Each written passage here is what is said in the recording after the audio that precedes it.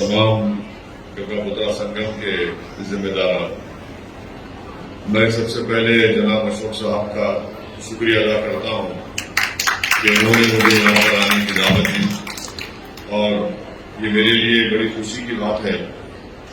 और अफसोस की बात भी है कि मेरे को ये नहीं मालूम था ये मसाइल हुए कि मानस लिहाज से बोलो। और अभी मल्ले साहब अशोक साहब बताए GO6 के बारे में, मैं आपको ये तयकीन दे रहा हूँ कि प्रॉमिस भी कर रहा हूँ कि हम पूरा आपके साथ हैं और हम पूरी कोशिश करेंगे। ये एक जेन्युइन इशू है क्योंकि गंगा संगम का ऑक्यूपेशन या प्रोफेशन जो है इस कास्ट का वो फिशरीज से रिलेटेड है।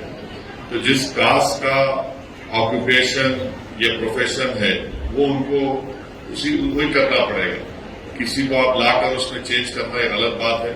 तो मलेक साहब और साहब जो बात बोले हम पूरी कोशिश करेंगे। और दूसरी बात, ये जो डंपिंग यार्ड के सिलसिले में GHMC और म्यूनिसिपल अथॉरिटीज से हम लोग बात करके उसको रुकाना, और फिर जो आपकी दुकानें जो पुराना पुल के पास थी उसको वहां से हटा दिया गया है। मैं MLA साहब को ये बोला हूं कि ये 100 फीट की रोड पर अगर कम से कम वो जो पुराना पुल पे आपके डब्बे हैं अगर उसको यहाँ पर लगा दिए या तो कम से कम यहाँ पर आपको जो भी कारोबार करने में आसानी होगी।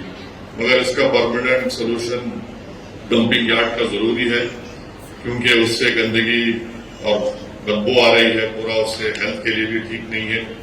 और अशोक साहब भी बताए हैं तो हमारी पूरी कोशिश होगी कि जितना जल्दी हो सके वो डंपिंग यार्ड यहाँ से बंद करना। और ये GO6 के बारे में जो आपने बात रखी है हम पूरा आपके साथ हैं। मैं भी अपनी तरफ से कोशिश करूंगा और हमको उम्मीद है कि इंशाअल्लाह उसमें हमको कामयाबी मिलेगी। मैं फिर से हमारे अशोक साहब का तमाम का शुक्रिया भी अदा करता हूँ।